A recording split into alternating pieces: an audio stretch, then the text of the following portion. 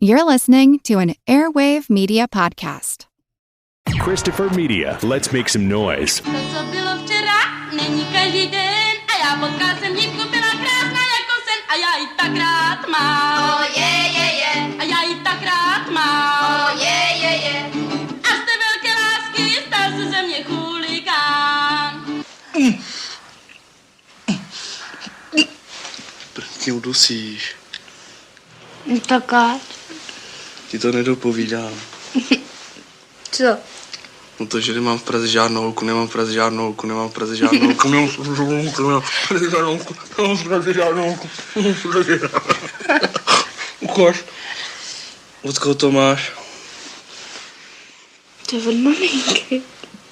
Od maminky? No. Ty máš taky prstínek. No já ho mám taky od maminky. Vidíš, baba máme. Prstínek od maminky.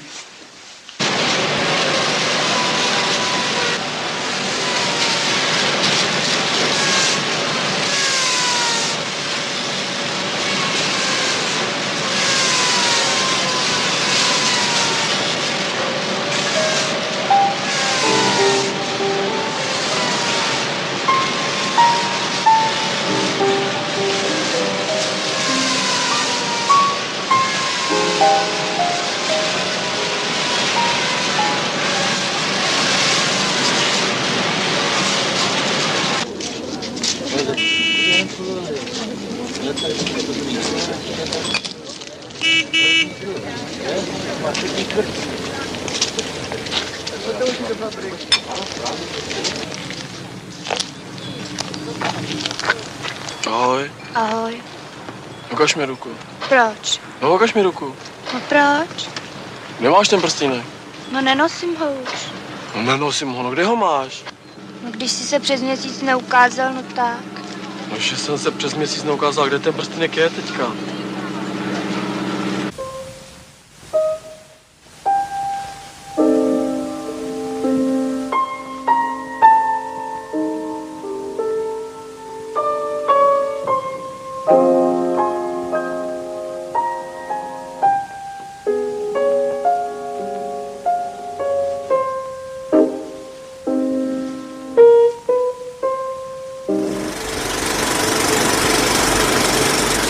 Welcome to the projection booth. I'm your host, Mike White. Joining me is Ms. Sam Deegan. Hello again.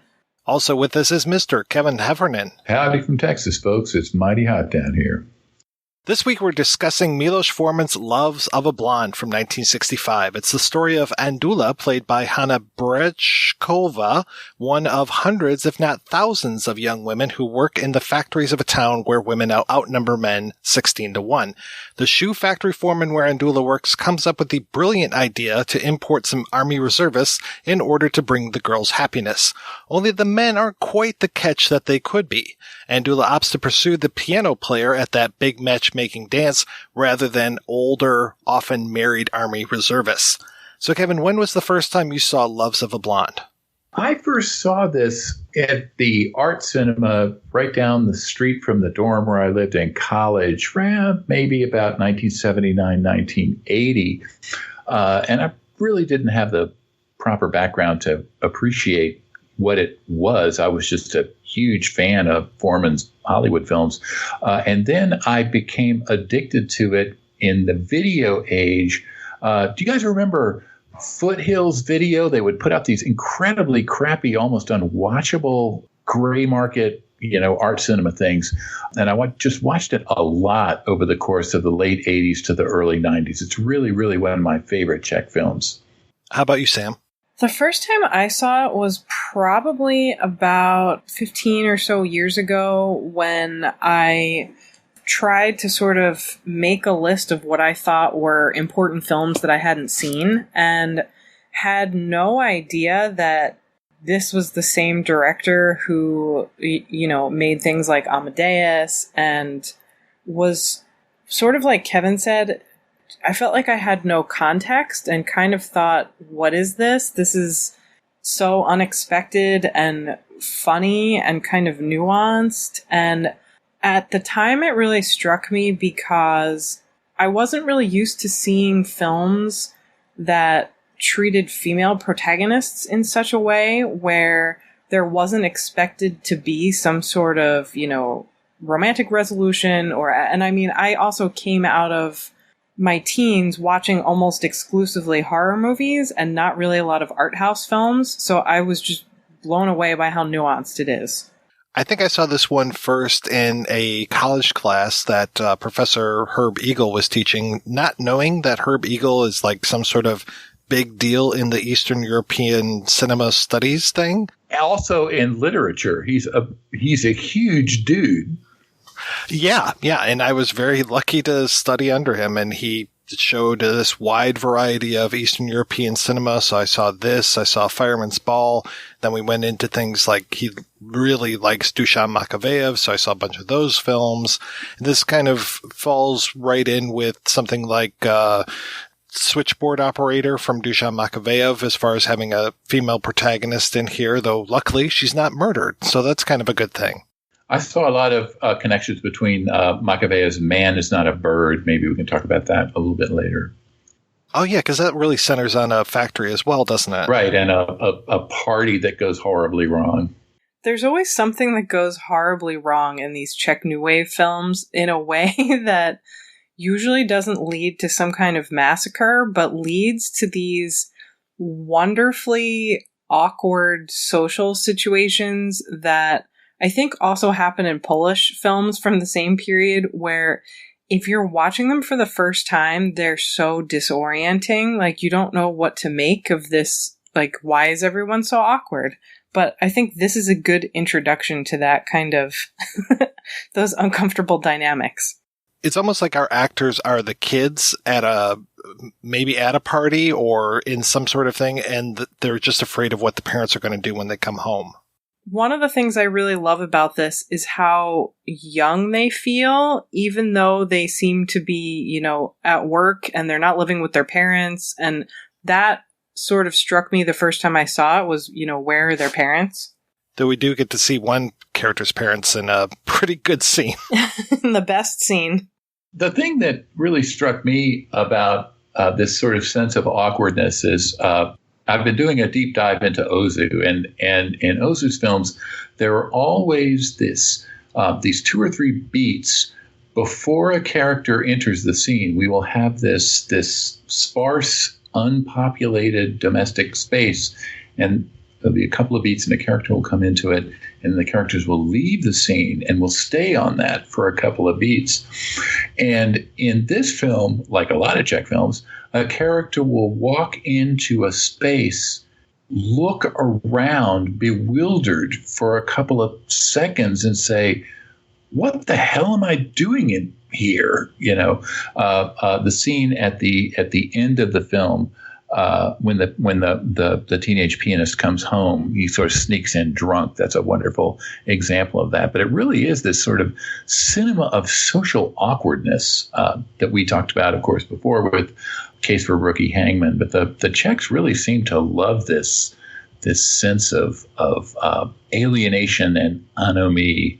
I like that we're giving Andula the power of the narrative right off the bat when it comes to this film, that it's her that we see. She's the second character that we see. We get this great, how would you describe that song? It's like kind of rockabilly, kind of not. It's just those lyrics about being a hooligan, and this girl looks so dowdy with that big hair and everything. I mean, I know it's a product of 1965, but it just feels like she's even out of place in 1965 for me.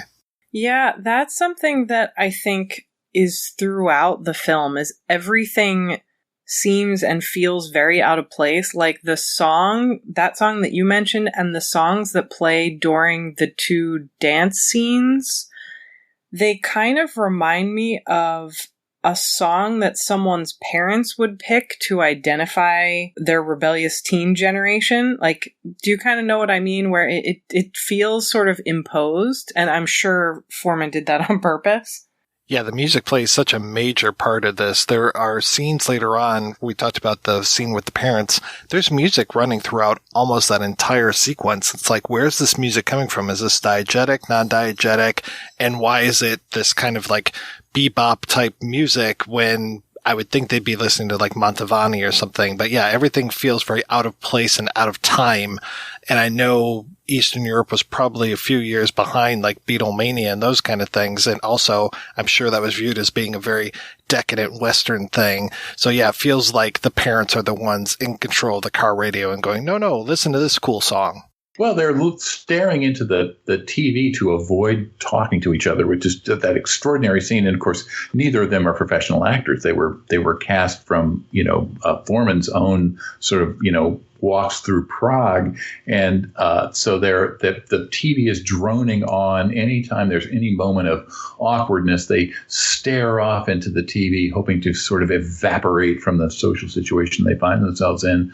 But remember, the reason that we called the bloodless 1989 fall of the Eastern Bloc moment in Czechoslovakia, the Velvet Revolution, was that Václav Havel and a lot of underground avant-garde playwrights and novelists and story writers were in possession of bootleg copies, surreptitiously circulated copies of really advanced Western popular music. The Velvet Revolution was in fact named after the Velvet Underground, who was Václav Havel's sort of favorite band when he was a radical teenage playwright. And I think that sense of the potential, the emancipatory potential of music and dance and a sort of communal celebration of Eros is something that Foreman is constantly making fun of in this film, in terms of the young people are always sort of hitting their head on the ceiling of what the adult world is permitting them to experience. See, I thought it was named after Mel Torme, the Velvet Fog. That would be great, and if that were true, I would be even more in support of Havel's wonderful appearance at the Clinton White House. And why didn't they bring Mel Torme, comb over and all, in to serenade them instead of Lou Reed? A great lost opportunity, I think. So sort of to the point that you just made about how Foreman seems to be kind of making fun of these conventions about people coming together and potential marriages and following this kind of rigid social structure. I know this is really out in left field, but watching this movie, especially rewatching it recently, the thing that it reminded me of was almost sort of an inversion of revolutionary or maybe pre-revolutionary era French drama like Beaumarchais and things like that, where it really is focused on these kind of awkward social interactions and these sort of rules and rituals that are super important to the characters, but that no one can quite figure out if they're doing right or not, which results in a lot of comedy. And this scene in particular, where they bring all the soldiers in because they think that it's the right thing to do for the young people, like they have their best interest at heart where these kind of mating rituals are concerned, is just so effortlessly hilarious. Right, like Beaumarchais' Game of Love and Chance, which was the source text for Rules of the Game, this idea that people are placed in this ostensibly festive atmosphere, and it only serves to exacerbate their sense of awkwardness and alienation. I can really see that. Okay, good. So I wasn't just... I almost didn't want to bring it up because it seemed so far-fetched, but that's just what it reminded me of, just in Foreman's sort of subdued, awkward Czech New Wave way. No, I totally agree. This really reminds me of something like A Comedy of Manners, even like Bergman's Smiles of a Summer Night. You know, it feels like we have these rigid social conventions, and this is all just playing off of those, and just the awkwardness. I mean, especially in this scene where we have the three soldiers, and oh my God, when they send the bottle to the wrong table, that is one of my favorite moments. Painful. Oh yeah. Something that I always pay a lot of attention to in films, just because it's a particular interest of mine, is the way that certain directors use objects. And I think Foreman doesn't get as much credit for it as maybe he should, especially in these early films, but the whole thing revolves around such kind of clever use. Like, we see the guitar in the beginning, and later on she's compared to it. But this whole thing with the ring, where in the early scenes, the importance is on this ring that her boyfriend has given her. But in this scene, one of the funniest moments in the film for me is when he tries to hide his wedding ring and it just rolls across the dance floor. And of course, he was one of the most accomplished of the professional actors that Foreman hired. There was a lot. For example, the two parents, they were cast in Foreman's sort of afternoon strolls through Prague. But that incredibly hopeless, bespectacled middle-aged guy who realizes before anybody else that he's doomed in this futile search for female teenage trim. That's really one of the more nuanced performances in the film, I think. It's hard to sort of take your eyes off him once you figure out what he's doing, like with all of his mannerisms here, which I think is so remarkable because in almost every way, he's meant to be kind of invisible. Right, but there's nothing more awkward than needing to be invisible and being unable to be so. That's horrible. Or than hoping to be smooth and utterly failing to the point where you're crawling under someone's table and you have a drink dumped on your head. But he realizes very early on that he's overmatched. He's putting up the best front that he can, but he seems to know, pretty early in that scene that he and his buddies are going to go home high and dry, if you'll pardon the expression.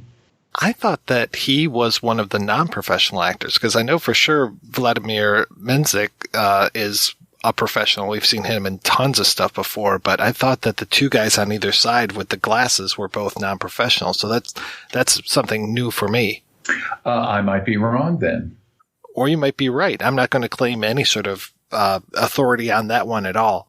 One of the things I love so much about this is you can tell that the majority of them are non-professional actors, and if someone told me that there wasn't a single professional actor in the film, I would believe it because it feels so effortless. And, I was reading Foreman mention that he sort of wanted it to feel like someone's home video, which it does. I mean, these sequences, especially in this scene here where, they're all at this dance and no one knows what the hell they're supposed to be doing. But even the scene at the end when she's sort of trapped in the Prague apartment with the parents, it feels so true to life that you sometimes forget that there are people giving performances. And there were some people that were non-professional actors in this movie that then went on to be in other things. Of course, a lot of these people would go on to be in The Fireman's Ball, which was the next Foreman film. But even after that, I mean, the guy that plays the father that we'll see later on, he was in, Eko Homolka and a bunch of other movies. And then, of course, the main guy who is kind of orchestrating this whole thing, I think his name is Joseph Kolb. He went on to be in a bunch of stuff, including something I'm not sure, Sam, if you're a fan of this one, but The Girl on the Broomstick. So he ends up showing up in a bunch of films. So it's just great that these non-professional actors then end up getting professional gigs.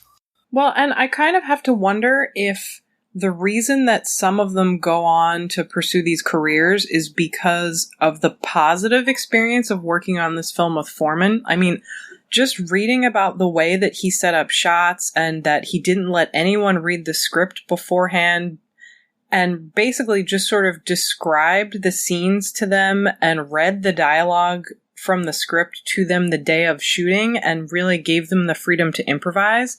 I'm sure that's not a lot of first-time extras or sort of first-time small role actors' experiences on films. It just seems so creative and kind of inspiring. The movie really takes off in that final third, when we go to Prague and we meet the parents, they kind of steal the show, both in their refusal to look at each other while they are talking to Andula, and then later in that just epoch-making long take scene in the bed. That was, at that point, from what I've read, more or less completely improvised.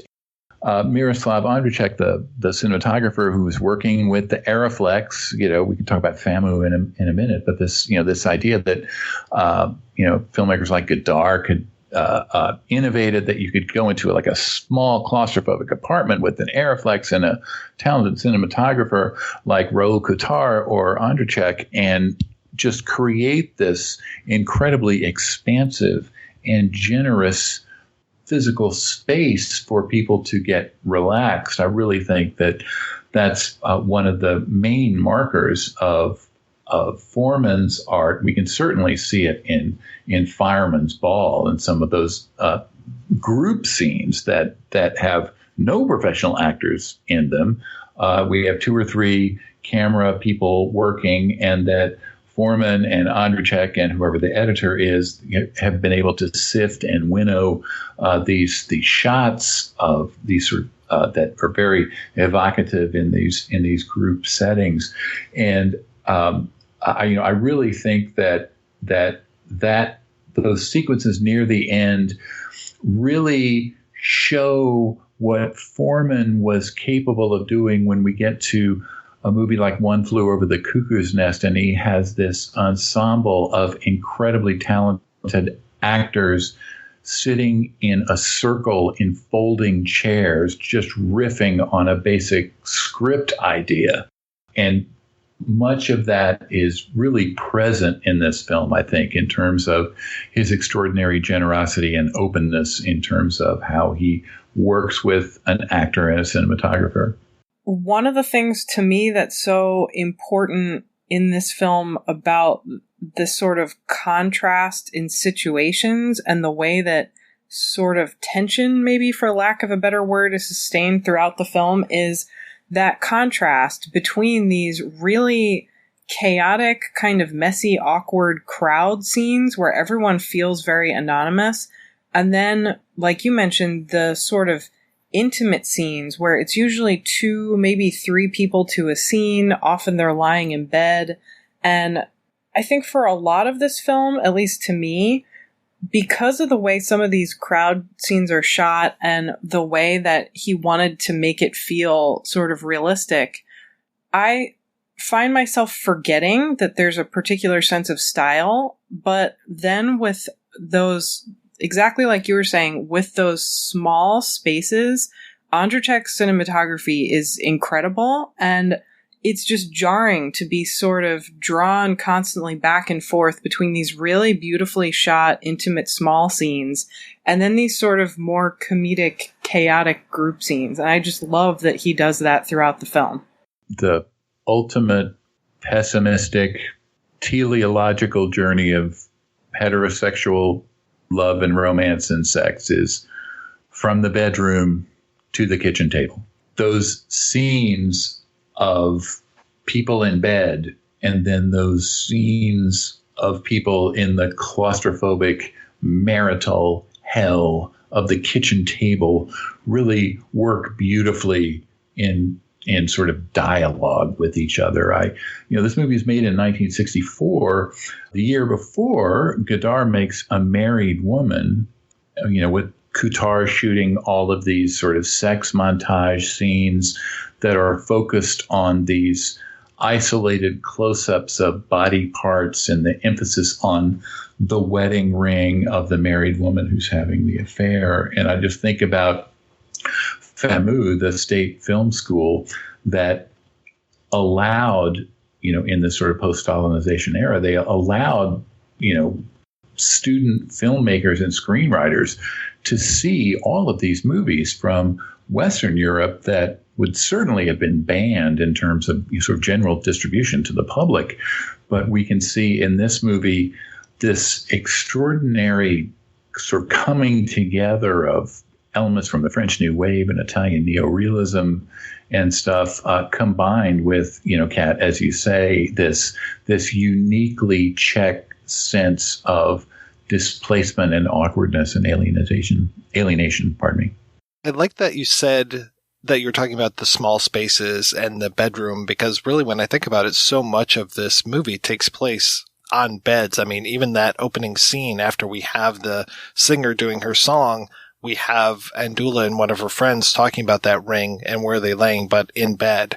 And then, of course, the bed scene that we'll get later on, her sleeping on the couch. There's just so much bed going on in here.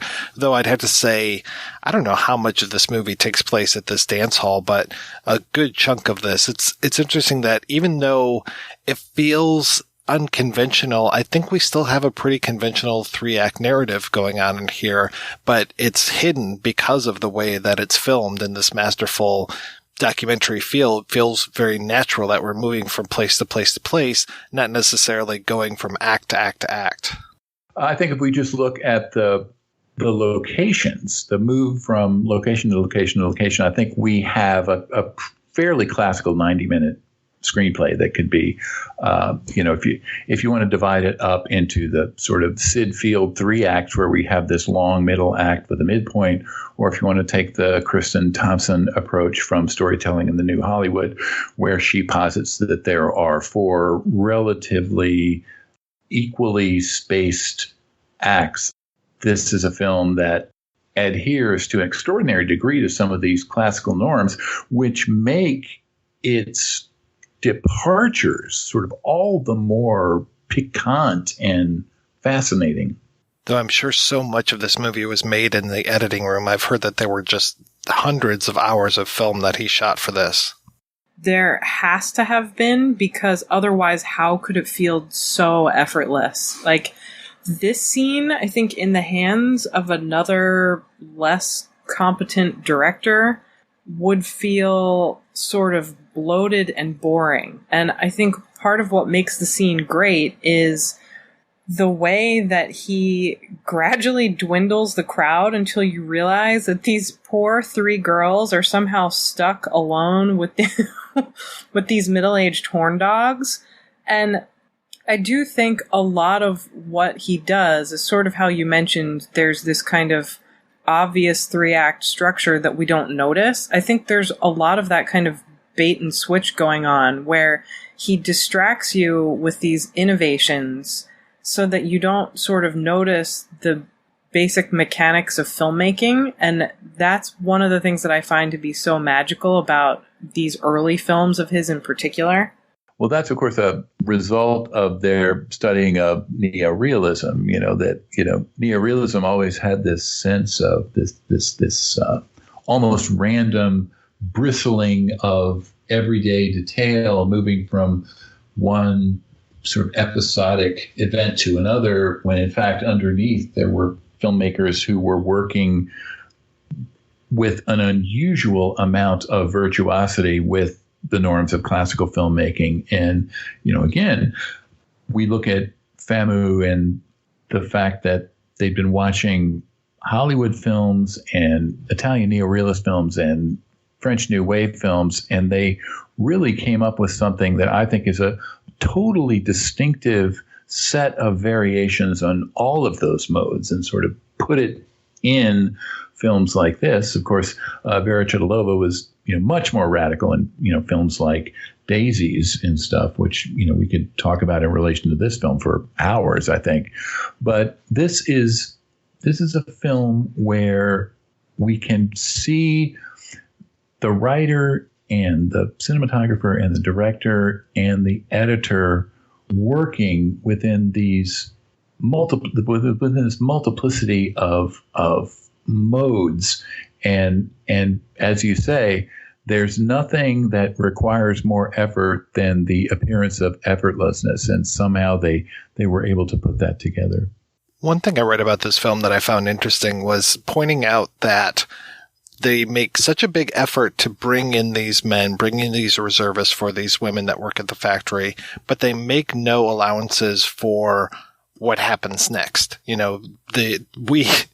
We know why they're bringing in the men, and it's basically, let's help these ladies relieve some tension, some pressure here, but they have no place for these people to go. They're still living in dorms. They're still living amongst their other workers. There's no place for these ladies to go if they end up hooking up with any of these overweight, older, balding men. What's going to happen? Where are they going to go? And the state just takes them to a certain place and then leaves them high and dry.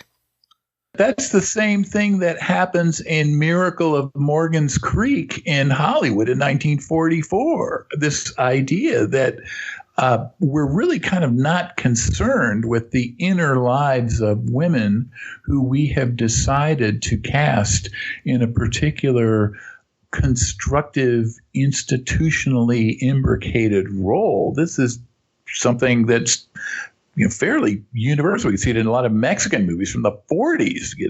These women working in these particular alienated environments, and the overarching, power structure has absolutely no sense of them as human beings with needs. Well, and I think what's so elegant about this film is the way that he sort of conflates factory life with the pursuit of marriage, is that you're basically exchanging one for the other, and there's absolutely nothing romantic about having sex, about any kind of erotic encounter. It's just this sort of expected kind of perfunctory social exchange. And there's this great dialogue earlier in the film where one of the officials makes some comment about how this girl keeps leaving the factory because she says she's going to get married, but then she never does. And that idea that these are the only two options in this particular society, I think you could turn that into something incredibly depressing, or even something like that Pasolini would have shot. But here he manages to make it not feel so kind of crushing and tragic, while at the same time allowing her to have these feelings that seem genuine. Well, that's that great bit where the comrade teacher, gives this incredibly patriarchal pep talk about, marriage and fidelity and all this stuff. And the same person who we saw before the credits singing this would-be anarchic sex song to the girl with the blue eyes and all this other stuff says, I think we should take a vote. And of course, anytime a group of women get together to decide on their collective agreed upon moves forward in terms of heterosexual sex and relationships, what we have is a policing of sexual norms. And so they decide to take the vote, and they said, who agrees that domesticity and abiding affection is better than momentary sexual satisfaction? And we just see all the girls just look at each other, and just out of sheer peer-based shame, they all raise their hands. It's an extraordinary moment that this would be, I don't know what, bisexual or gender queer, or at least sexually fluid Elvis imitator babe at the beginning of the film is saying, let's vote on this. And so we all agree that it's best to just settle down. The first time I saw it, it definitely struck me as one of those kind of Tipper Gore PMRC moments. Like, I think we can all agree that Darling Nikki is not sexy. It is offensive.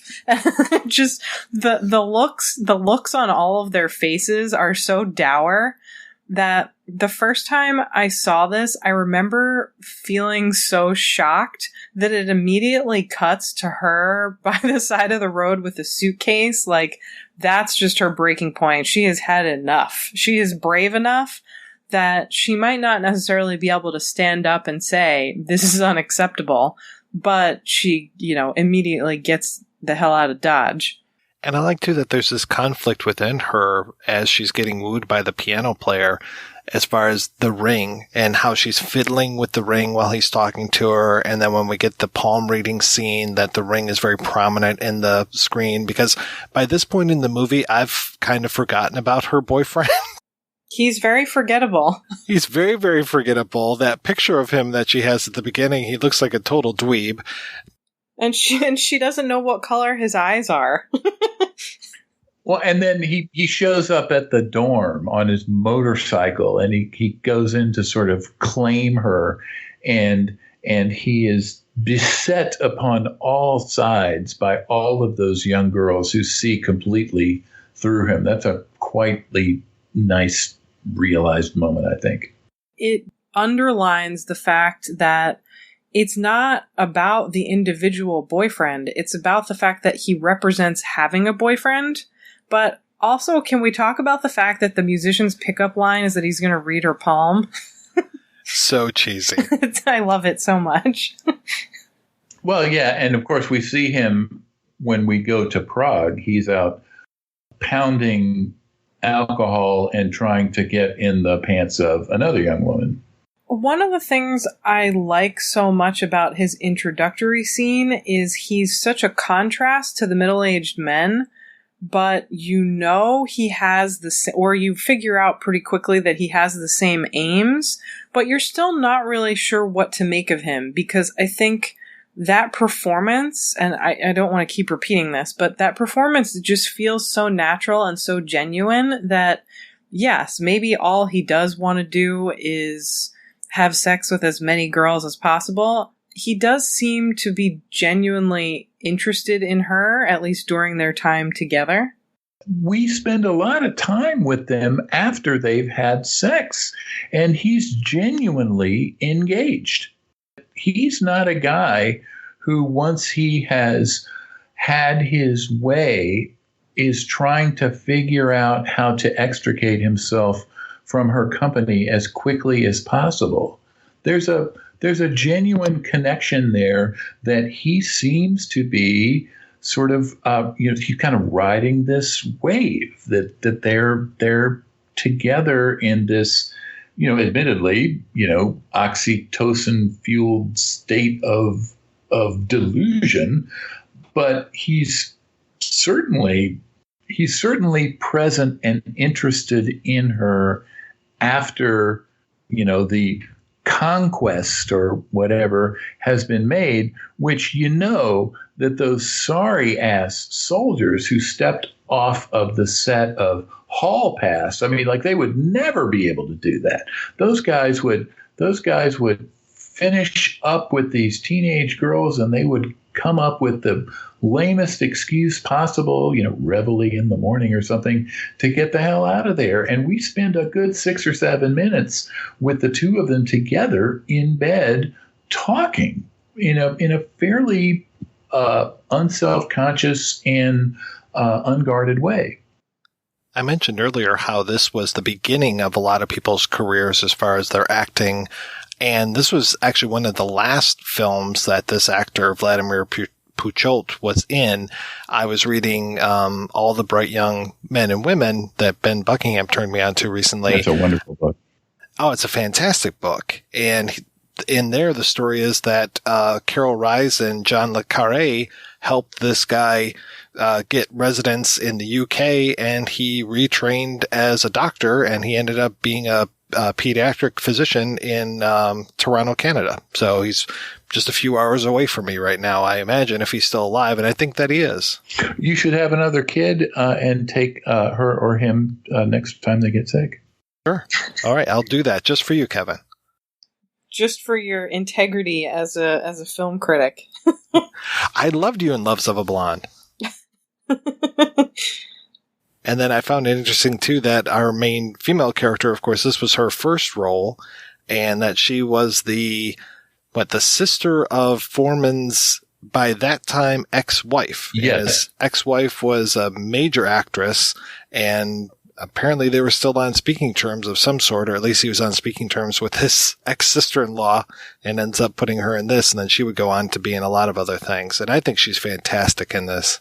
Yeah, she has one of those sort of on-screen presences where she feels so perfect for the role because, and I don't want this to come across the wrong way, but she's not too beautiful. Like, she doesn't feel like somebody plucked this model down into a factory setting and no one else there looks like her.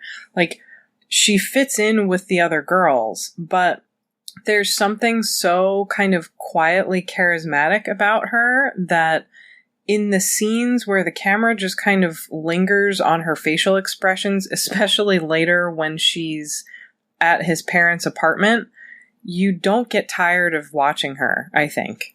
And believe me, cross-cutting between that extraordinary scene in the bedroom with the parents and the nearly grown-up son, the bar is set very high for her to maintain our interest.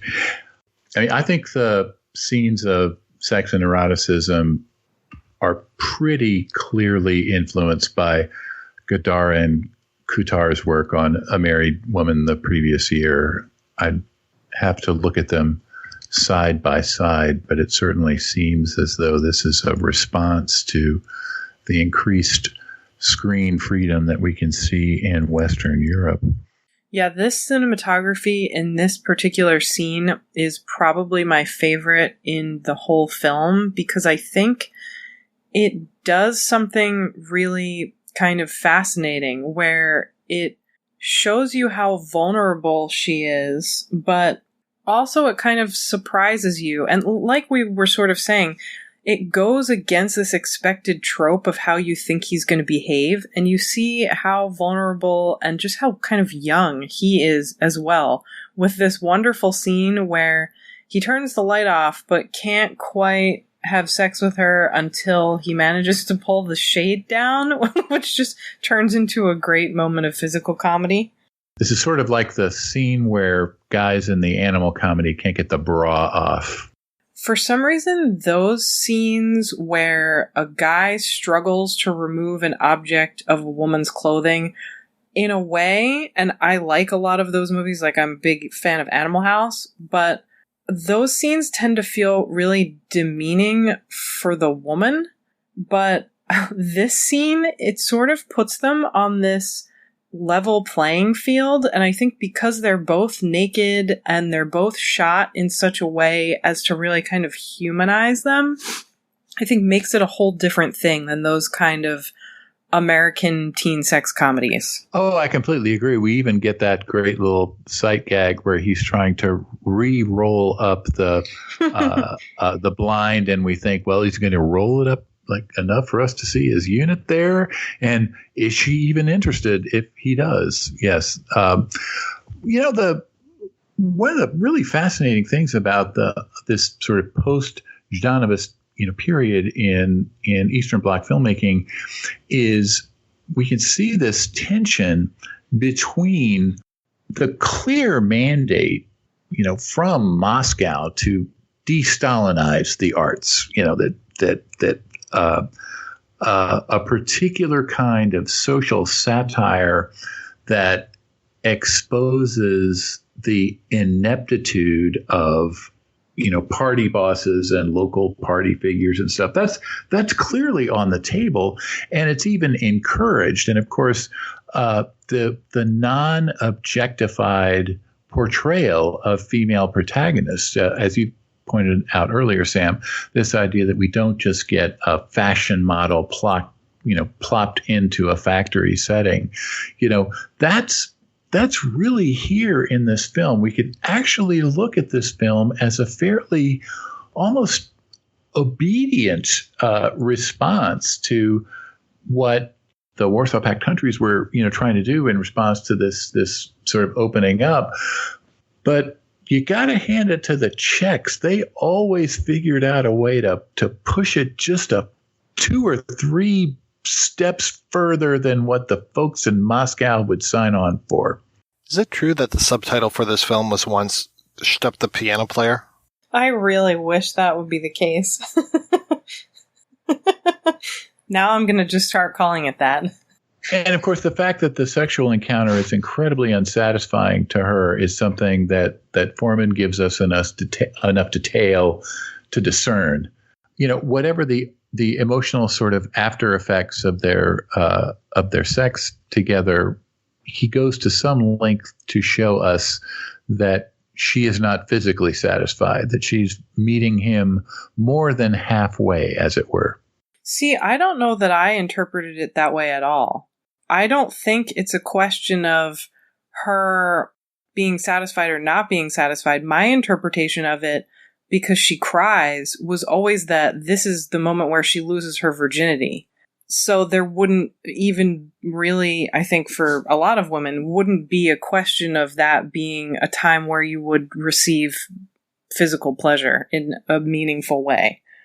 But I also didn't get the sense that she was dissatisfied because of this scene that follows, where they're very physically intimate with each other. And it's not this sort of, okay, well, that was a terrible 2 minutes and now I'm going to go home. They have this kind of sweet, playful moment together. And I love that the editing cuts really, really quickly from showing them have sex for maybe about 10 seconds and then to that much longer kind of intimate, more intimate post-sex scene.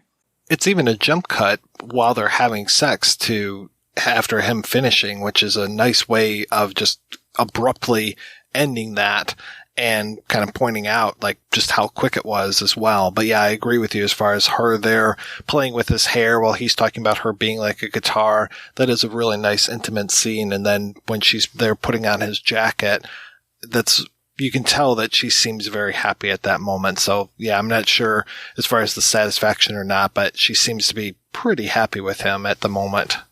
That iconic image of him lying on her tummy as she's running her fingers through his hair gets replayed in a really beautiful way with the two of them on the couch in Prague while he's trying to put her at ease in the horrific, awkward situation that the entire family has coalesced into.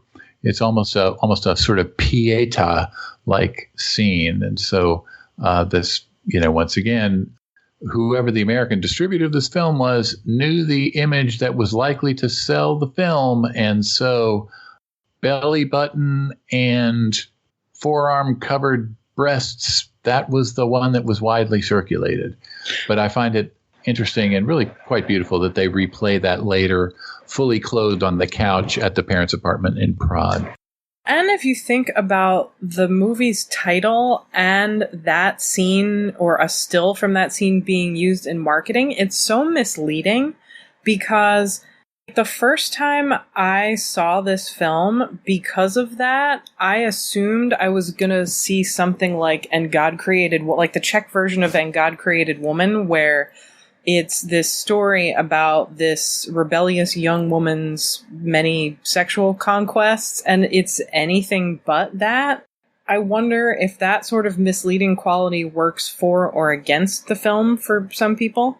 Well, that was the coin of the realm in distributors and exhibitors' promotion of international cinema from, the mid-50s to the dawn of the rating system in 1968. So we could pretty much assume that was going to be the default means of, hey, you won't see this in a Hollywood film, So needless to say, Foreman had bigger fish to fry, and he took a much more nuanced and shaded view of this whole idea of sexual liberation, which, let's be frank, the whole notion of female sexual liberation was completely imbricated into Western capitalist consumer culture.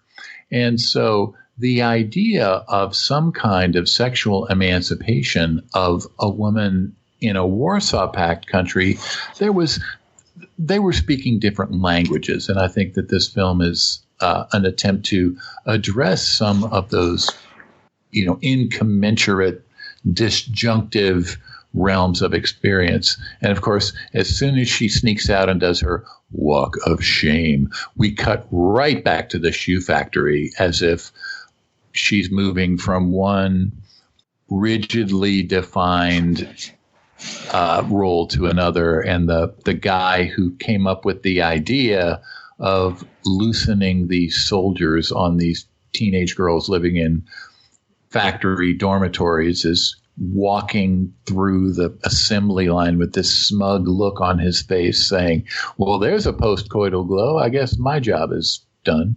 He is such a sweet grandfatherly figure as well, and it just feels like he is completely clueless as to what really happened the night before.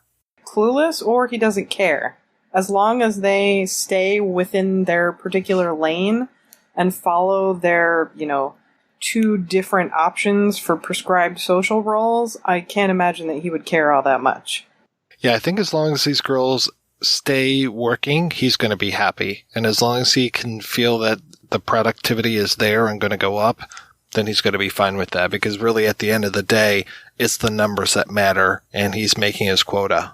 And he'll still be making his quota if they leave the factory and go on to bear, more children for the communist government. Yeah, I wouldn't be surprised if there was a quota around that as well. Oh, yeah, I'm sure. And I think, earlier we talked about Makeyev, and I think he's somebody who, in a way more radical way, confronts similar subject matter, where he looks at the way that communist society pretends to be liberating for women because it removes them from this capitalistic machine, but it's not liberating, it's more constricting. And I think, to me, these types of characters like that you see in WR, Mysteries of the Organism, and this film, they're sort of the same type of character on different spectrums. Oh, I completely agree. As a matter of fact, didn't a lot of Yugoslav filmmakers train at FAMU? Didn't they? I think take that trip across the border? I know that Szabo did, and I know that Jancho did. So Makeyev may have as well, but I'm not sure. Yeah, I wouldn't be surprised if he was part of that group. Yeah, I was also reading a little bit about some Hungarian filmmakers that were exploring some similar themes as well, but I have to admit that my Hungarian filmmaking knowledge is just about nil. Well, Jancho explores it a lot. I mean, he does it in, I would say, a way that feels more like Makeyev because it's very sort of radical and experimental in a lot of the films. But I think they all kind of confront this idea of middle-class bureaucracy as being particularly oppressive to women when women are only valued as what can be done with their bodies, whether they're working in a factory or working in a farm or producing children. And Jancho's war films are particularly horrific in that way. Oh, absolutely. Though, I have to say, I don't think Milos Forman regularly shot his films shirtless, so Jancho does have that over him as well. Yes, come to think of it, I've never seen a production still where Jancho was anything other than only partly clothed. He only filmed in short shorts. Wow. I wish I was making that up. I'm glad you aren't. Because that's information that everyone really needs. No, I saw The Red and the White when I was in graduate school, and those 10-minute takes where Jancho orchestrates these hundreds of extras in these elaborate battle sequences with the camera sort of constantly moving forward, in the blazing heat of summer. I'd be directing in my Speedo also. This dowdy den mother speech about constancy and domesticity and monogamy is really one of the more savage bits of satire. You could sort of imagine this sequence as a sort of test run for Nurse Ratchet's, various speeches to the patients in One Flew Over the Cuckoo's Nest. Well, and after that speech, one of the things I love so much about how the second dance scene with all young people is shot is most of it is a long shot. And so you're not getting many of these kind of intimate scenes where you see people's facial expressions.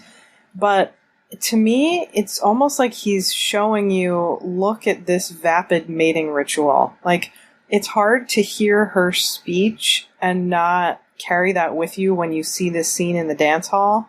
Yeah, that long shot of the dance floor is just amazing. And I love, like, once the dance floor is filled up and it's even farther back, and it just that movement of the people wearing white versus the people wearing black. It's just such a captivating scene. I could watch that for a half an hour. It's also kind of claustrophobic, though. I mean, maybe just to me, but there's this idea of sameness. Like, all the men are dressed the same. All the women are dressed the same. They have very similar hairstyles. They're dancing the same way. I find it kind of crushing, but in a, beautiful way in terms of shot composition. I guess we should have some kind of public forum in which we vote on whether Eastern European or Scandinavian sequences of youth dancing are the lamest in the 60s and 70s.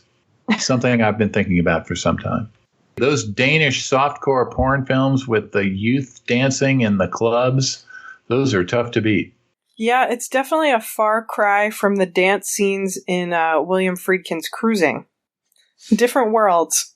Yeah, these days it looks like that shot would be, maybe they would get 5 sets of dancers and then they would just digitally replicate them across, because it looks like they are the same 5 groups of people that are over and over and over again because of that sameness. It's interesting, but those scenes kind of remind me of this Steve McQueen movie called Love with a Proper Stranger, where he and Natalie Wood basically meet at this dance hall, or actually I think initially they meet at some vacation spot that you don't see on screen, but she runs into him at this dance hall after they've had this affair, and it kind of mimics the narrative of Loves of a Blonde in a certain way. And she meets him there and wants to tell him that she's pregnant and doesn't know what to do, but maybe because she tries to be this like liberated woman, thinks she should get an abortion. But the dance hall sequence is similar in both films because of that sheer kind of anonymity, where it's just this sort of kind of crushing sameness where everyone is there sort of hopeful to perform this mating ritual. I like it. I like the comparison. And also maybe I'm revealing how uncomfortable I am with sort of group dance scenes. Is that why we've never talked about Footloose before? I mean, I do love musicals, but I mean sort of specifically the more kind of sort of realist high school dance scenes or early 20-something dance scenes that show up in movies.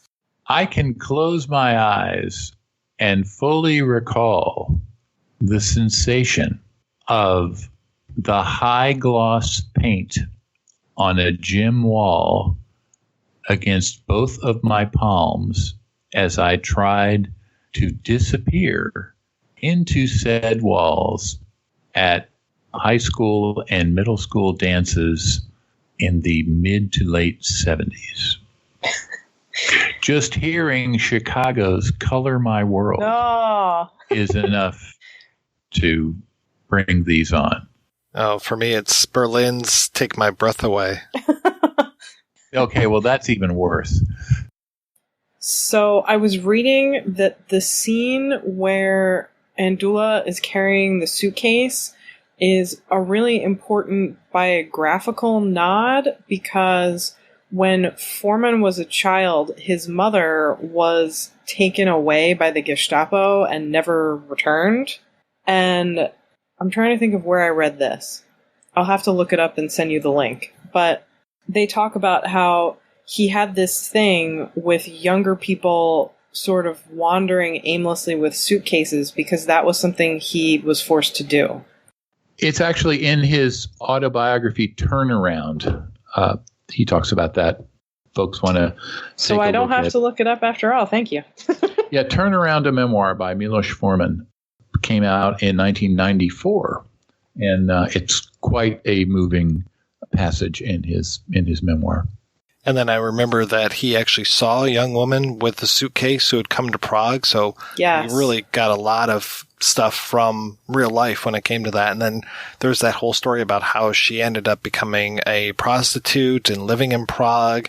I'm kind of glad that Andula didn't end up in that place. Wait, I think these are two different stories. My understanding is the movie is inspired by him encountering a young woman with a suitcase who said, you know, she came here to meet this man, but he gave her a fake address. And Foreman takes pity on her and buys her a train ticket and sends her home.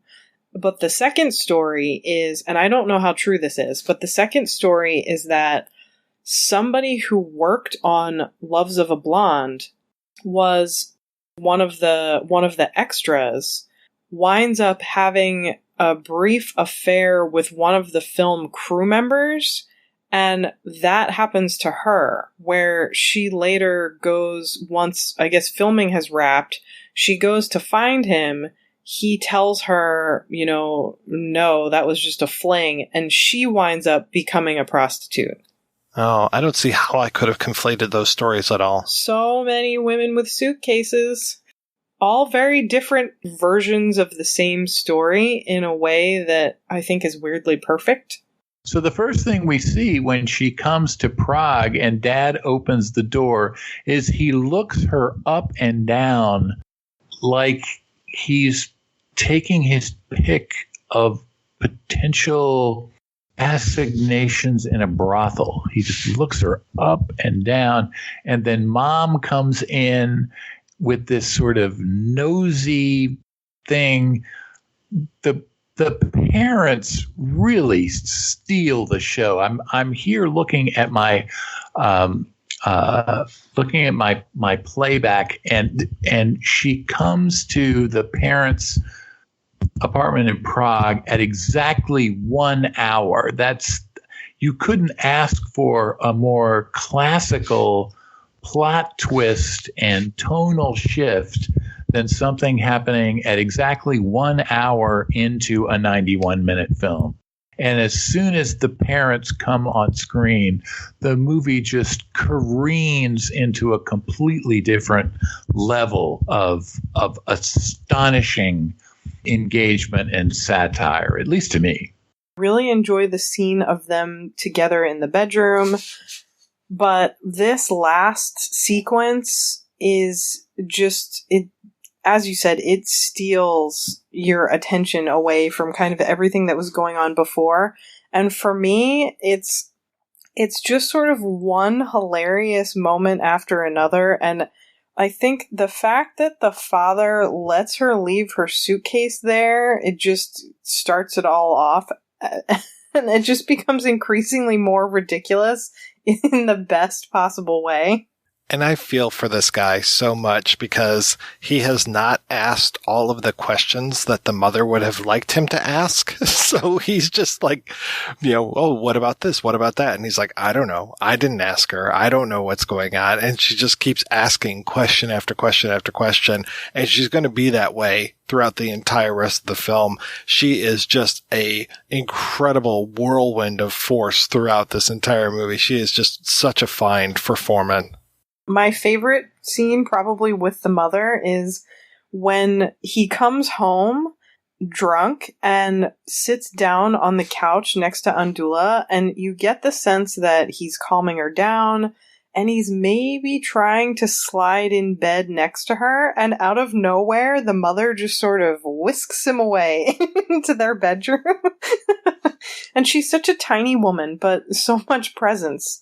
I love the scene at the kitchen table because they're doing everything they possibly can not to look at each other. The TV is this perfect narcotizing distraction for both of them that if they don't need to maintain eye contact for basic denotative communication, they go right back into the TV.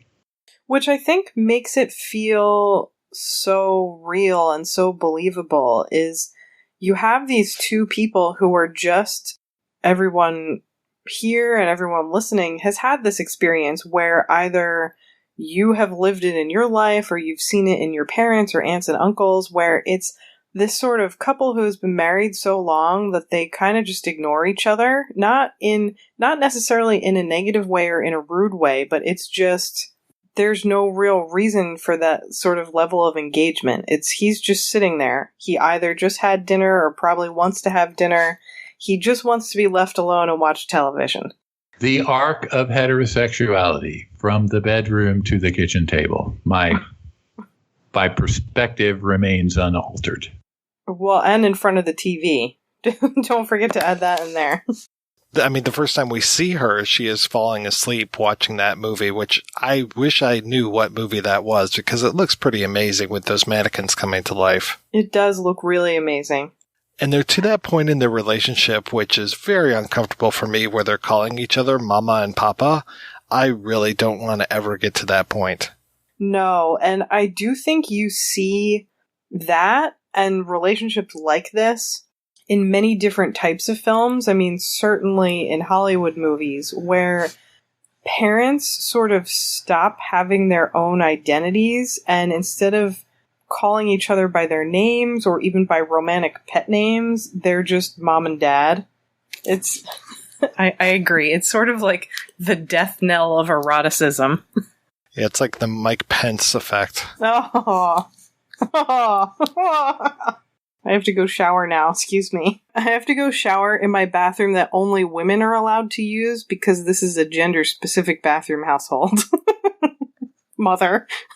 Fast forward just another year or so, and we look at it as a sort of diptych with Vera Chytilova's Daisies. You know, Daisies portrays two women who have decided that they reject all of these roles completely. And where do we go from here? We look through this arc of Czech cinema for the rest of the decade, even past the Prague Spring into movies like Valerie and Her Week of Wonders. And it kind of becomes clear to me that one of the central themes of the Czech New Wave is, what about women? What does this socialist framework have to offer women? And what does it ask for them in return? In many ways, this movie is kind of ahead of the curve there. You know, if you look at a movie like, Party and the Guests and some of the, other movies from 63, 64, 65, they tend to be kind of male focused, and the thrust of their satire is kind of making fun of men rather than sort of carving out a space for female subjectivity. And I think there's something about this film that is really distinctive in that way. One of the things that I think is so fascinating about a lot of Czech New Wave cinema, and I think you could include Yugoslavian cinema or, like the Serbian New Wave in with this as well, where it's sort of that question you asked of what does this socialist regime have to offer women and what does it ask of them? And I think all of these movies sort of resoundingly answer that it has nothing to offer them and asks everything of them.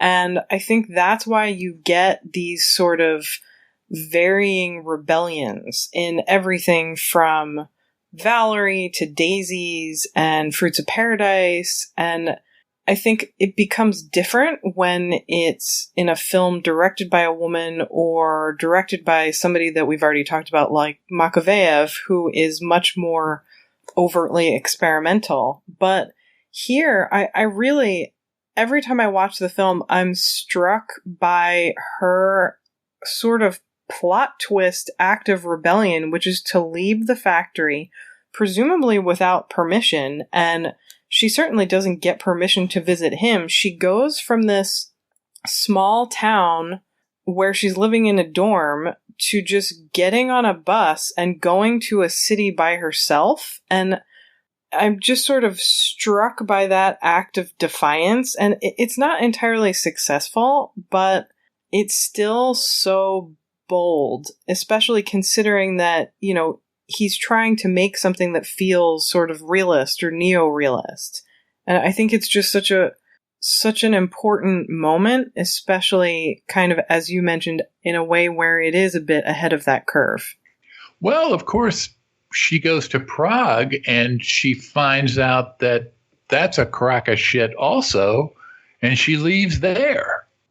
Yeah, in other words, she doesn't burn her bridges. She remains skeptical and resilient and adaptable until the end of the film. I mean, I could definitely imagine a different narrative where she shows up and says, like, well, your son had sex with me and, you know, I assumed we would get married and the parents forced them to get married, and then it becomes a whole different movie. But to me, that seems like a hugely plausible ending. And so the fact that she sneaks out is so much more powerful, I think.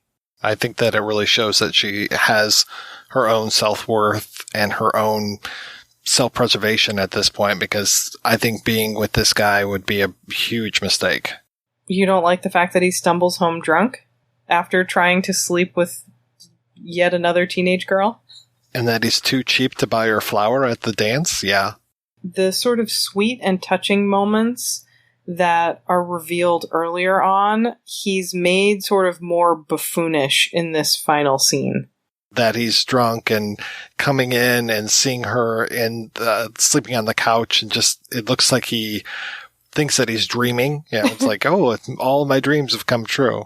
There's a blonde in my bed. And he's living with his parents. I mean, this is hardly a resounding endorsement of the glorious workers' paradise is going to bring to the masses. I do like that we get the return of the tie that we talked about all the way back at the beginning, and that really kind of started off the narrative with her telling the story in bed of the tie that she was tying around the tree in the forest, and that she has that same tie and is now trying to give it to this guy.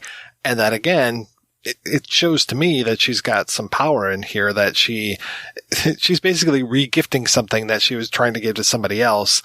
And she's not a sap, you know, she's not going to go out and buy another tie. She's going to just re-gift the one tie that she was using for the other guy. Right. And Mom finds it when she's snooping. And then when he comes back, the entire shot of him staggering drunk into the kitchen, that skanky peeling door, is his disheveled tie. Whatever the tie means to her, it's not a particular accessory that he can deploy with unusual vim and verve. That is a really kind of subtle, important element. And I know earlier I was talking about my obsession with how directors use objects, but in films like this, where the narrative is basically about the courtship between a young man and a young woman, women so rarely are gift givers, and they're almost always the ones who receive gifts. As this, you know, they have that great line of dialogue in the beginning where her friend says to her, okay, so your boyfriend gave you a ring and now you have to give him something in return. And I love so much that you kind of, and you know, maybe this is me reading too much into it, but I kind of get the sense that, okay, her boyfriend gives her the ring, and the implication is maybe that she is supposed to have sex with him, but instead she has sex with someone who hasn't given her anything, and she shows up and wants to give him something, which I just think is such a sort of subtle way, sort of, Mike, as you were saying, to show that she has agency, and also that she is able to take kind of sexual or romantic ownership as well, and she's not just a possession. You want to talk about objects? It took me so long to finally figure out that on Mama's hand, she's wearing a thimble through the entire speech at the kitchen table. Which is another sort of wonderful but kind of tragic moment. I just kept thinking, what's going on with her finger? Was she wearing a Band-Aid? What is that? And finally I was like, oh, it's a thimble. I don't know, she's so domesticated that she wears a thimble all the time. Yes, which is why I think it's tragic. It's just sort of that she's disappeared into this role so much that she no longer has an individual identity. I think there could be just papers written about patterns in this movie and the stripes that are going on. You know, we were talking about the tie, the stripes of the father's pajamas, the stripes in the first dance hall that we're at, and just the lack of wallpaper in this area versus the wallpaper that was in the opening shot. The shots of all of the power lines when the soldiers come in at the beginning on the train, and the soldiers come off, and they're so stupid they don't know what to do, so they start singing old World War II songs about scorched earth and burning everything so the Germans can't get to it, and you can imagine that, the gals are really, they're eating that shit up, right? Well, I think it's sort of goes back to the film's larger theme about people following specific roles and not knowing what to do with themselves when a situation presents itself and they don't have this clear set of prescribed rules or specific behavior that they're supposed to follow. And I think that's why she's so amazing, because she sort of says, well, no, I'm not going to do this. Yeah, I'm so glad that she takes things into her own hands and that she has those really marked moments of rebellion in here, and that she knows the score enough that when she's listening in to the discussion between the son and his father and just like, okay, yeah, I know what's going on here. She's no dummy. She's not going to stick around until morning. Yeah, and she's not going to wait for somebody to rescue her, or it just, I think in a way you could see it as being kind of a depressing ending, but I don't feel that way about it. I think because it's so funny with this scene where the two parents and the son are having this kind of like Three Stooges moment trying to sleep in bed together, it's you go from this wonderful moment of physical comedy to her kind of, yes, she is returning to the factory, but she's returning as an independent person. These two twin beds that are pushed together, do you think that they're always pushed together, or do you think that they pushed it together for this special occasion? I have a feeling that they sleep in separate beds. I would agree. Listeners, send your direct comments to Mike at projectionbooth.com. There is a dash in there, but we won't even begin to talk about that. That's okay. Put it in the show notes, dude. You seem to think that people actually read the show notes. I do. I do. Well, that's good. Thank you, guys.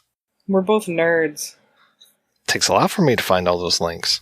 Yeah, and again, she's got the agency when she's the one that's spying on them rather than being spied upon. I mean, so many times in movies, women are the objects of the gaze, but here it is the parents and the son that are the objects of the gaze, that she's the one peeping in on them.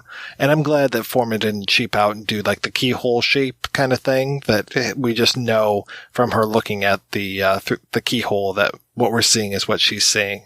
I also love that he really takes his time with this shot, and he could do this kind of quick 30 to 45 second scene of them sort of jostling in bed, but he really lingers on it in a way that I just think is so delightful. It's uncomfortable in its length, but in a good way. It really is. Those moments where the shots just go on too long, that's one of the kind of defining stylistic elements of the Czech New Wave to me, that if the character and the audience is made uncomfortable with a shot that goes on for 6 seconds, let's just see how they feel if we stretch it out to 13. And the previous one we talked about, Case for a Rookie Hangman, goes to extraordinary lengths to do that a character will walk into a room and will just look at them, and we'll look at the other people in the room, and we'll look back at them, and we'll look at the other people, and nobody is ready to say anything. This film is a more shaded or nuanced or understated version of that, certainly. But we can see that sense of social awkwardness. They just love that stuff. It serves a larger, almost maybe even a little bit of a Brechtian purpose to make you think about what exactly is going on in that scene and who's in it and how do they make you feel, rather than just sort of pushing you on to the next narrative plot point. Like, you really are forced to sit there and think about not only how it's uncomfortable, but why it's uncomfortable. Can we talk about how brilliant the end of this movie is, too, when it comes to we are mirroring the beginning of the movie as far as we've got the two girls in bed telling the story. You know, again, it's back to Andula being the narrator and her being the one that is giving us the details. And then having it's a different woman playing guitar, but having, again, a woman on guitar playing that as it ends us with this film. Just so smart, so wonderful. And that beautiful classical theme that is almost a rebuke to the tacky, adolescent, hormonally charged fake Elvis song that we hear at the beginning. Though every time I think of this movie, I think of that stupid Hooligan song. Well, and the fact that hooligan became a neologism in Czechoslovakia. We could do some investigating on that, I certainly think. The end of this, probably more than anything else, makes me think of that really wonderful Peggy Lee song, Is That All There Is? Oh, that's too funny, because I was thinking about this film in terms of Barbara Loden's Wanda. Yes. And when we did an episode on that, that's how I ended the episode, was with Is That All There Is? Because that's so that funny. was the perfect thing. That was the question that we kept asking, and that we kept saying, like, oh, that's probably what Wanda is asking. Is that all there is? I mean, I have to assume that that's what Andula is asking as well. Yeah, especially they're still spraying the shoes and ending up in the factory where she is. And though I agree with you that there is hope for this, that she still has her agency, that she's not beat down by the system. And I like that. I feel like there's going to be more adventures for her, that it's not just going to end with her in a shoe factory for the rest of her life. Oh, totally. And if this was a turn-of-the-century melodrama, she would have thrown herself into the river or poisoned herself or done something dramatic. But instead, life carries on. Yeah, these days it would be a Bruce Springsteen song. Oh, God, don't say that. Well, thank you so much, guys, for being on the show. Kevin, what is keeping you busy these days? I am still working on my next book. Oh, for fuck's sake. Would you please just finish that book? A book tentatively titled From Beavis and Butthead to Deplorable Nation, Dumb White Guy Politics in America. But every day I open up the newspaper and there's a new chapter. I don't know what we're going to do. I'm also working on a book on the career and art of Arch Oboler, the famous horror movie host of Lights Out in the 30s and 40s, who later went on to do 3D films like The Twonky and Wine Devil and a number of other really important independent sci-fi and horror films in the 50s, 60s, and 70s. And Sam, how is The Busiest Woman in Philadelphia? Busy, as always. I'm still waiting for my M book to come out, which is a monograph on Fritz Lang's film from 1931. Hopefully that will be July, but I will certainly share with you when that is live. And other than that, lately I have been writing some essays for Eureka. I did this really great early Martin Sheen film called The Incident, which is all about this kind of terrifying night on the subway in New York. I did a liner essay for their release of Long's Woman in the Window. Kat and I are contributing a commentary track to this film called Morocco for Indicator's upcoming Dietrich and von Sternberg set. What else? I also recently contributed a commentary track to this great Jean-Paul Belmondo film called La Marginale, which Kino is putting out soon. You know, all the things. Not so much sleeping. Well, thank you so much, guys, for being on the show. Thanks to everybody for listening. Please head on over to the website, projectionboothpodcast.com, where you can find out more about today's episode, because people do read the show notes, apparently. Thank you guys for doing that. You also find a link over to Patreon where you can make a donation to the show. Every donation we get helps the Projection Booth take over the world.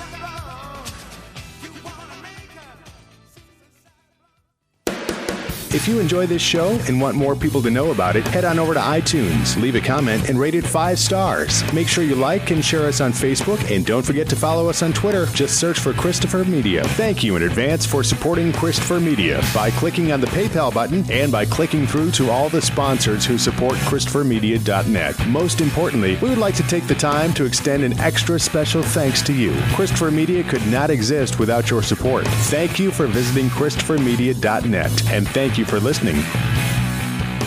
Christopher Media. Let's make some noise.